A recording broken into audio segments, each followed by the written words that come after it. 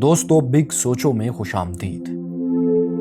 कुर्रा अर्ज की बुलंद तरीन चोटी हिमालय के गिरदोनवाह में सदियों से एक इंसान नुमा हैवान का जिक्र चला आ रहा है। यह हैवान कहानियों के मुताबिक 6 फीट से ज्यादा लंबा होता है और इसके जिस्म पर घने बाल हैं।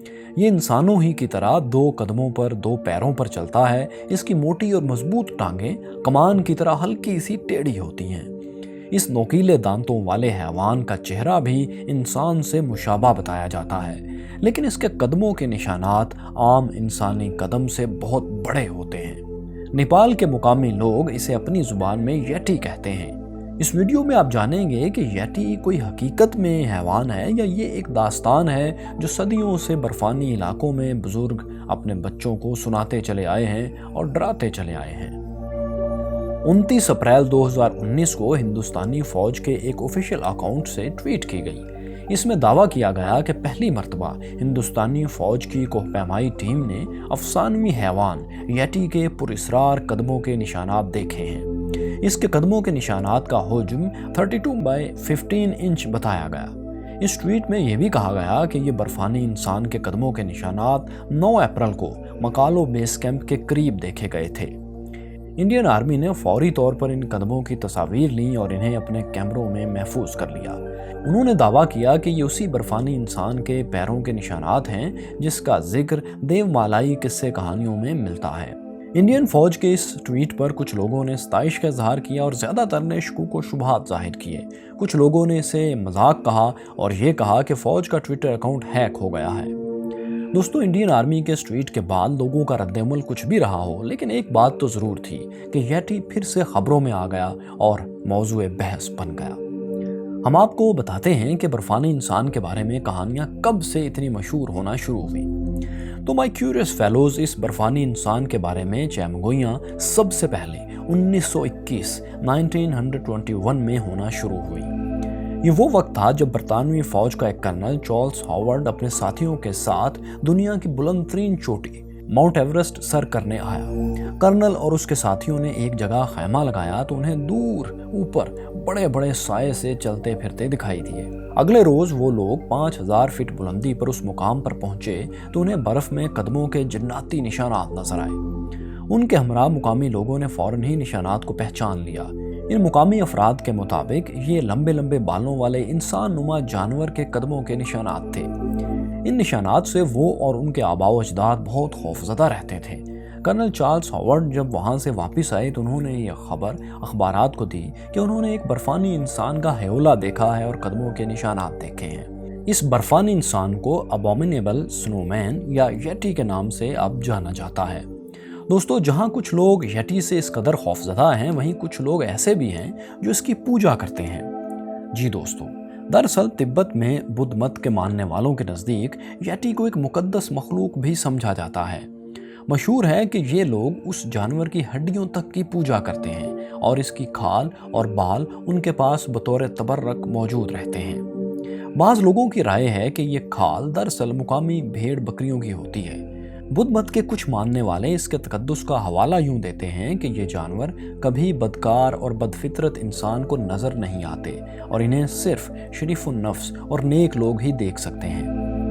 माय क्यूरियस फेलोज, ये भी कहा जाता है कि एक बार सिकंदर आजम ने भी इस बर्फानी इंसान से मिलने की ख्वाहिश का इजहार किया था, लेकिन करीने क्यास ये है कि ये भी एक कहानी ही है। 326 कबल मसीह में जब सिकंदर आजम वादी सिंध को फतह करने के लिए आगे बढ़ा तो उसने यटी के बारे में बहुत सी कहानियां सुनी, जिसके बाद उसने यटी से मुलाकात करने और उसे देखने का मुतालबा किया। मुकामी लोगों ने सिकंदर आजम को बताया कि वो यटी को उनसे मिलवाने नीचे ज़मीन पर नहीं ला सकते क्योंकि वो ऊंचे ऊंचे पहाड़ियों का बासी है। अगर उसे नीचे ज़मीन पर लाया गया तो वो जिंदा ही नहीं रहेगा। यटी के बारे में किस्से कहानियां इस कदर मकबूल हुई कि 1950 की दिहाई में नेपाल की हुकूमत ने यटी के शिकार के लिए लाइसेंस जारी कर दिया। जो कोई भी यटी का शिकार करना चाहता था उसे 400 पाउंड्स का लाइसेंस बनवाना पड़ता था, जिसके बाद एक लाइसेंस पर वो सिर्फ एक यटी का शिकार कर सकता था। दूसरे शिकार के लिए उसे एक और लाइसेंस खरीदना होता था। लेकिन आज तक कभी इस मामले में किसी को कामयाबी नहीं मिली क्योंकि किसी ने आज तक जिंदा या मुर्दा यटी को नहीं पकड़ा। दोस्तों, आखिर ये बर्फानी इंसान नुमा हैवान मुअम्मा क्यों बन गया?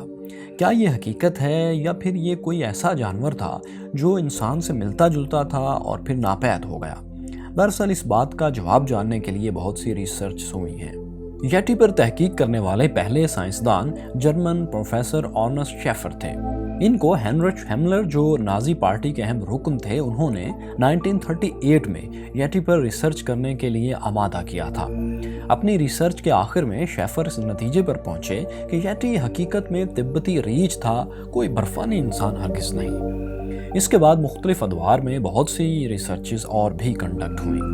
1960 में माउंट एवरेस्ट सर करने वाले पहले आदमी सर एडमंड हिलरी ने येटी के शवाहिद मिलने का दावा किया। उन्होंने कहा उन्हें एक ऐसी हाइड मिली है, एक ऐसी चीज़ मिली है जो कि उस इंसान नुमा हैवान की खोपड़ी हो सकती है। लेकिन बाद अज़ा मज़ीद रिसर्च से साबित हुआ कि यह हेलमेट नुमा चीज़ दरअसल हिमालय पे पाई जाने वाली एक बकरी जैसे जानवर का सर है। इसके अलावा दोस्तों 2008 में अमेरिकी साइंसदानों ने चंद बालों का तज्जिया किया जिनके बारे में कहा जाता था कि ये येटी के हैं। ये बाल इन्हें शुमाल मशरकी भारतीय रियासत मेघालय से मिले थे, लेकिन टेस्ट के बाद मालूम हुआ कि ये बाल दरअसल एक पहाड़ी बकरी के हैं। 2013 में एक बरतानवी साइंसदान ने कहा कि उनकी तहकीक से साबित हुआ है कि हिमालय का देवमालाई देवहैकल इंसान दरअसल भूरे रीछ की एक किस्म है। ऑक्सफोर्ड यूनिवर्सिटी में जेनेटिक्स के प्रोफेसर ब्रायन साइकस ने बालों के नमूनों में डीएनए का तज्जिया करके मालूम किया कि ये डीएनए मुमकिना तौर पर एक कदीम किस्म के भूरे और बर्फानी रीछ की नस्ल है। प्रोफेसर ब्रायन ने कहा कि लोगों में येटी या माइटी हिमालयन मैन के बारे में गलतफहमी इसलिए पैदा हुई कि ये जानवर बर्फानी रीछ और भूरे रीछ की नस्ल से ताल्लुक़ रखता है और बाज़ औक़ात पिछली दो टांगों पर खड़ा हो जाता है। ये भी बताया गया कि इसके अंदर बर्फानी रीछ और भूरे रीछ दोनों की खुसूसियात मौजूद हैं। प्रोफेसर साइकस ने दो नामालूम जानवरों के बालों का डीएनए टेस्ट किया। एक का ताल्लुक शुमाली भारतीय रियासत लद्दाख से था, जबकि दूसरा नमूना 1300 किलोमीटर दूर मगरबी भूटान से था। इन नमूनों से हासिल शुदा डीएनए को दूसरे जानवरों के डीएनए के डेटाबेस से मिलाया गया। प्रोफेसर साइकस ने मालूम किया कि इनमें से एक नमूना नॉर्वे से मिलने वाले कदीम बर्फानी रीछ के जबड़े की हड्डी में पाए जाने वाले डीएनए से 100% मिलता था। उनकी उम्र 40,000 साल और 1,20,000 साल के दरमियान थी। ये वो ज़माना है जब बर्फानी रीछ और भूरे रीछ की नस्लें अलग हो रही थीं। प्रोफेसर साइकस कहते हैं कि उनकी स्टडी के बाद ये नहीं कहा जा सकता कि कदीम बर्फानी रीछ हिमालय में मौजूद है। हाँ, अलबत्ता ये हो सकता है कि हिमालय में भूरे रीछ की कोई ऐसी नस्ल पाई जाती हो जो बर्फानी रीछ से निकली हो। दोस्तों, येटी के वजूद के ठोस शवाहद की अदम मौजूदगी के बावजूद इसका तस्वुर नेपाल के अलावा मगरबी दुनिया में भी आम है। इसका अंदाज़ा इस बात से लगाएं कि येटी के मौजू पर अब तक कई फिल्में भी बनाई जा चुकी हैं। दोस्तों, आप भी हमें बताइए, क्या आप येटी को एक हकीकत समझते हैं या इस रिसर्च से इत्तेफाक करते हैं कि ये बर्फानी रीछ की एक किस्म थी? क्या आपने बर्फानी इंसान के बारे में कोई फिल्म देखी है या कहानी पढ़ी है तो हमें कमेंट्स में ज़रूर लिखें, ताकि बाकी पढ़ने वाले भी उस कहानी या फिल्म से लुत्फ़ अंदोज़ होना चाहें तो हो जाएं। शुक्रिया।